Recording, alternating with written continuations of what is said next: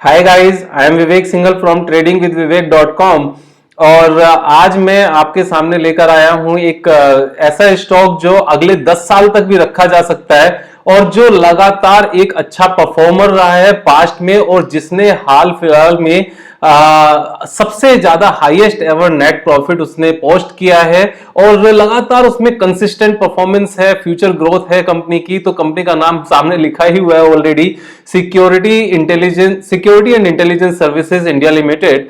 तो इसके बिजनेसेस क्या हैं वो भी एक बार देखेंगे, पूरे फाइनेंशियल्स को भी देखेंगे और उसके बाद में इसके टेक्निकल एनालिसिस को भी करेंगे, चार्ट पैटर्न को। तो मेरा यहां पर इस स्टॉक को लाने का जो पर्पस है वो यही है कि ये एक ऐसा स्मॉल कैप है जिसको हम लोग कहते हैं ना कि एक मल्टी बैगर चाहिए। तो मल्टी बैगर का मतलब मैं आपको फिर से एक बार याद दिला दूं, मल्टी बैगर का मतलब कोई पिटा हुआ बेकार सी कंपनी जिसको ट्रांसफॉर्म होने के चांसेस हो, वो नहीं होता। मल्टी बैगर का मतलब होता है कि जो अपने मार्केट में लीडर है, चाहे वो स्मॉल कैप है, चाहे मिड कैप है, चाहे लार्ज कैप है, और जिसका फ्यूचर ग्रोथ इतना अच्छा हो, मार्केट लीडर भी है और फ्यूचर ग्रोथ इतना अच्छा हो कि वो अगले 10 साल में 10 गुना होने की काबिलियत रखता हो। तो ये स्टॉक उनमें से ही एक है। इसके सारी चीजों पर नजर डाल लेते हैं, लेकिन आगे बढ़ने से पहले मैं दो चीजें कहूंगा।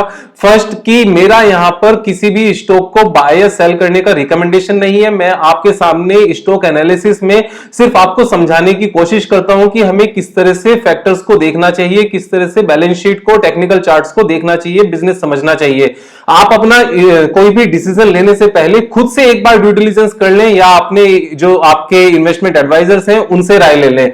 सेकंड, अगर आपने अभी तक सब्सक्राइब नहीं किया है चैनल को तो सब्सक्राइब कर लें, क्योंकि every day 5 o'clock in the evening मेरी एक वीडियो इसी तरह से आती है जो हमारे ट्रेडिंग और इन्वेस्टमेंट स्किल्स को इंप्रूव करती है और कुछ नया सीखने को मिलता है। तो इसमें भी कुछ ऐसे ही नई चीजें हैं। नई चीजें इसी तरह से हैं कि बिजनेस को कैसे समझा जाए, कैसे स्मॉल कैप में मार्केट लीडर को पिक किया जाए। देखो, मार्केट लीडर्स जितने भी होते हैं ना, जनरली वो लार्ज कैप में होते हैं, लेकिन अगर स्मॉल कैप में मार्केट लीडर मिल जाए ना तो उसके ग्रो होने के चांसेस बहुत ज्यादा सुपर होते हैं, क्योंकि साइज में भी छोटा है, उसके बाद में वो मार्केट लीडर भी है और फ्यूचर ग्रोथ प्रोस्पेक्ट बहुत ज्यादा है। तो इसके बिजनेसेस क्या हैं? बिजनेसेस इसके देखो 3 बिजनेस है मेन। एक तो सिक्योरिटी सर्विसेज में है, एक कैश लॉजिस्टिक्स में है और एक फैसिलिटी मैनेजमेंट में है। तो सिक्योरिटी सर्विसेज में वो क्या करते हैं कि दो तरह की सिक्योरिटी सर्विसेज है। एक जो ऑटोमेशन में है, ऑटोमेशन मींस जो कैमरास वगैरह लगाते हैं। सेकंड, जो सिक्योरिटी गार्ड्स प्रोवाइड करते हैं। अब जो कैमरास हैं और जो सिक्योरिटी गार्ड्स हैं, हम इस चीज को समझ सकते हैं जिस तरह से चीजों का अर्बनाइजेशन हो रहा है, कॉर्पोरेटाइजेशन हो रहा है इंडिया में, इंडस्ट्रियलाइजेशन है, तो ज्यादा से ज्यादा और भी बहुत ज्यादा सिक्योरिटी गार्ड्स चाहिए होंगे हर किसी को। जितने भी मल्टी स्टोरी बिल्डिंग्स बनती है, चाहे वो रेसिडेंशियल हो, चाहे वो कमर्शियल हो, चाहे वो इंडस्ट्रियलाइजेशन के लिए हो, कुछ भी है, हमें सिक्योरिटी गार्ड चाहिए, तो ये वो लोग प्रोवाइड करते हैं। सेकंड, जो कैश मैनेजमेंट की बात है, जितने ज्यादा इंडिया में एटीएम्स होंगे उतना ज्यादा कैश की ट्रांसपोर्टेशन होगी एक लोकेशन से दूसरी लोकेशन पर, ये उस चीज को प्रोवाइड करते हैं एसआईएस के नाम से। आपने बहुत बार इस तरह की वैन्स को देखा भी होगा। तीसरा, फैसिलिटी मैनेजमेंट है। Facility management again security services के साथ का ही एक पार्ट है, जिसमें हाउसकीपर्स होते हैं, जैसे लॉन्ड्रीज वगैरह होती हैं या फिर क्लीनिंग पार्ट होता है, उस तरह की सर्विसेज होती हैं जिसमें ऑफिस बॉयज भी काउंट किए जाते हैं। तो फैसिलिटी मैनेजमेंट ये है। तो इन्होंने उस चीज को कैप्चर किया है जो अगले 10-20 साल तक इंडिया में जिसकी भरपूर ग्रोथ है। हो सकता है वो ग्रोथ 20% सीएजीआर भी हो सकती है बिजनेस की एज ए मार्केट, लेकिन जो इसमें मार्केट लीडर्स होते हैं वो 20% से बहुत ज्यादा मार्केट को कैप्चर करते हैं और अपनी ग्रोथ को मींस एक इमेंस में आगे लेकर जाते हैं, जो हमें नजर भी आएगा जब हम इसके फाइनेंशियल्स देखेंगे। तो बिजनेस इसका बहुत सुपर है, मार्केट लीडर है, ये लार्जेस्ट कैश मैनेजमेंट में है, जो लॉजिस्टिक्स है, लार्जेस्ट कैश लॉजिस्टिक्स में ये लोग हैं। और अगर फाइनेंशियल्स की बात करें तो सबसे पहले हम 2-3 चीजें वही देखते हैं कि मार्केट कैपिटलाइजेशन कितना है, जो 5200 करोड़ है।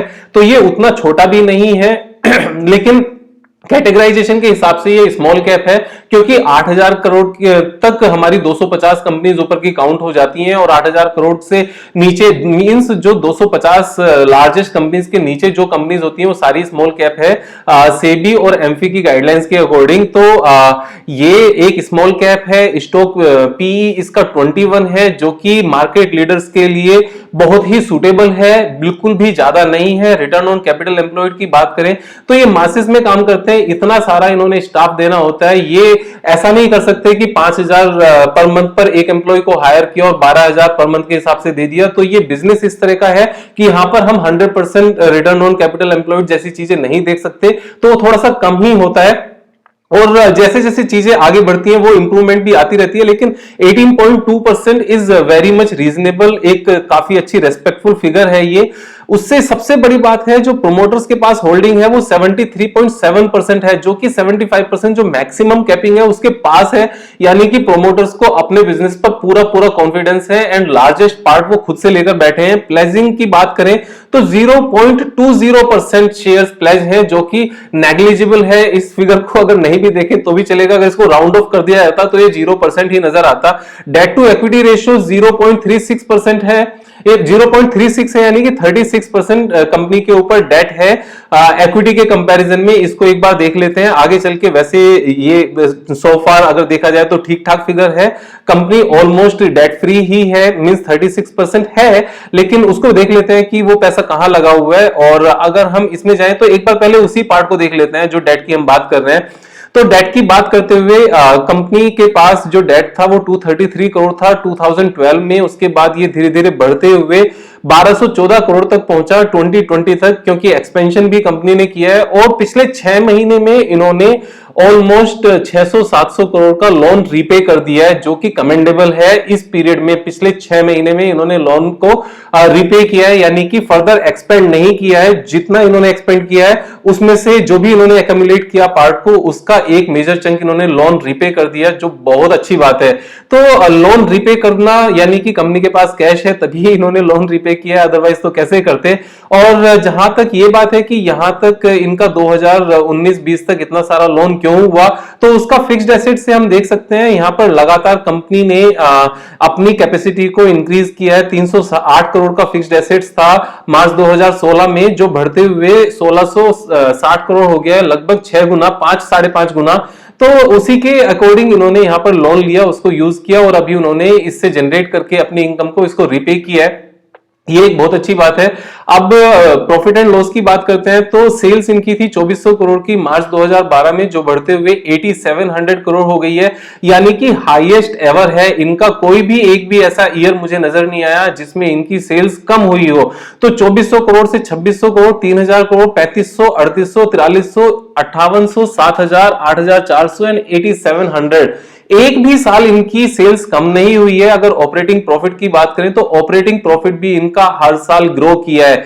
165, 124 यहां पर कम हुआ, फिर उसके बाद 148, 159, 169, 220, 300, 352, एक भी साल कम नहीं हुआ है। और जो लेटेस्ट ट्रेलिंग 12 मंथ्स का जो नेट ऑपरेटिंग प्रॉफिट है वो 520 करोड़ है, और नेट प्रॉफिट इनका जो ट्रेलिंग 12 मंथ्स का है वो 239 करोड़ है, जो कि 80 और 57 करोड़ से बढ़ के 239 crore, means highest ever trailing 12 months का नेट प्रॉफिट है। और ये किस पीरियड में है, जबकि पिछले 6 महीने से पूरे वर्ल्ड में क्या सिचुएशन है वो हम सबको पता है। 6 महीने के अब तो 9 महीने हो गए हैं।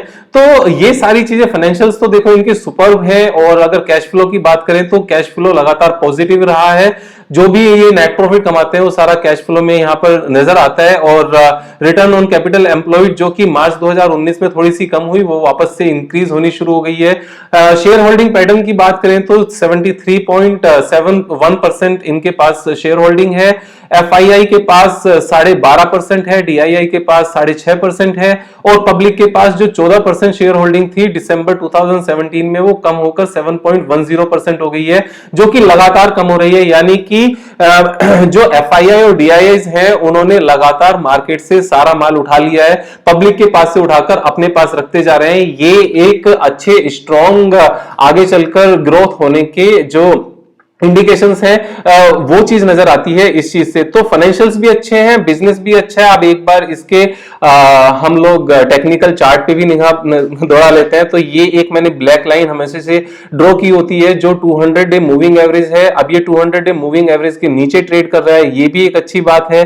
और अगर इसकी टोटल मूवमेंट देखें तो मैंने इसको जूम आउट कर लिया है चार्ट को, तो इसने 2017 में इस चार्ट की लिस्टिंग हुई थी इस कंपनी की, और जो ये ट्रेड करना शुरू किया था अगस्त 2017 में वो 380 के आसपास ही था।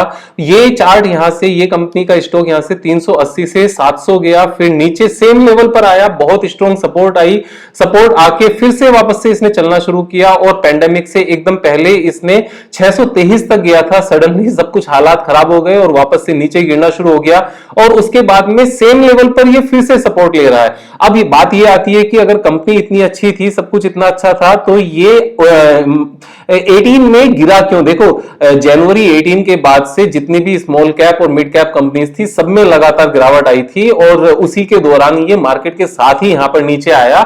उसके बाद में फिर से इसने लगातार चलना शुरू कर दिया, बेस्ड ऑन कि इसके जो रिजल्ट्स हैं और जो इसका बिजनेस है वो कितना अच्छा है, फिर से नीचे आया हुआ है। तो ये एक सुपर्ब अपॉर्चुनिटी है इस तरह के मार्केट लीडर में, जो स्मॉल कैप है, अपने पैसे को फिर से डबल करने की। और ये डबल तो मेरे हिसाब से इमीडिएटली नजर आता है, 700 पर तो साथ के साथ नजर आता है अगले 6 से 8 महीने में, 10 महीने, 12 महीने में, यानी कि एक साल में 6 से 12 महीने में। और उसके बाद भी मुझे नहीं लगता इस स्टॉक को बेचने की जरूरत है। इस तरह की कंपनीज कंसिस्टेंटली ग्रो करती जाती हैं, और जिसकी मार्केट कैप अभी 5000 करोड़ है ना, और जो मार्केट लीडर है और इतना ह्यूज ग्रोथ पोटेंशियल है, तो ये 50,000 करोड़ की कंपनी आराम से हो सकती है अगले 10 साल में। यानी कि एक मल्टी बैगर है।